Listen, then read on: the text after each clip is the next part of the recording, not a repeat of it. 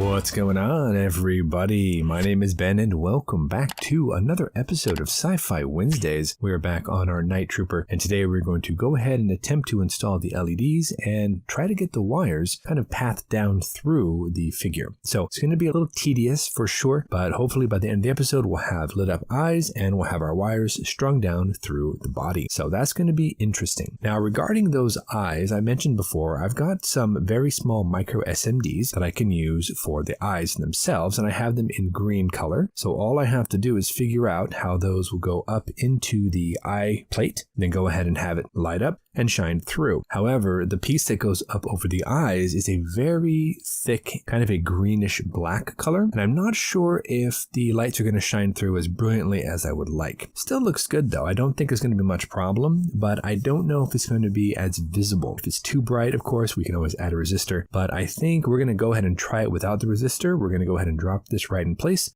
Now, last time I did drill 2 holes through the bottom of the helmet. Now we're going to go ahead and fish those LEDs through, and I want to go ahead and give it a little bit of a test fit and see how everything comes together. So we pull the LED through the bottom of the helmet. We can go ahead and put on this opaque eyepiece, and then all we need to do is figure out how to attach that LED portion to the back of the eyepiece. Then when we flip it on, hopefully it'll transmit that green light through the already very dark green eyepiece, and it should glow. Of course, that also means that because I have a very small and confined space in there, I'm going to have to go ahead and really make sure I light block the internals of not only the helmet, but also the lower portion of the face, because I really don't want different parts kind of shining through. I want it to be localized within the eyes. So that's going to be kind of the next step. So I say let's jump into a time lapse. We're only going to do one today. It's going to be a little tedious here, guys, but we're going to go ahead and try to fit the LEDs to the back of the eyepiece. Then I want to go ahead and light block the internal with my acrylic paint that I got from Hobby Lobby. I used it also on the pod racer, which worked out perfectly. We use it again here. And then I want to go ahead and attempt to fish the wires down from those LEDs through the torso, through the hip area, and then through the legs. I'm going to have 4 wires. We're going to be using some magnet wire, and yeah, we're just going to have to see how it goes through. We're going to drill some holes, cut some locating tabs out of the way, and get this thing looking the part. So let's go ahead and jump in there, guys. Lots of tear down, lots of reassemblies, a lot of light blocking, a lot of wiring. We're going to get into it, and hopefully by the end of this, we'll have ourselves a nicely lit up Night Trooper. All right, let's get into it, see what we can do.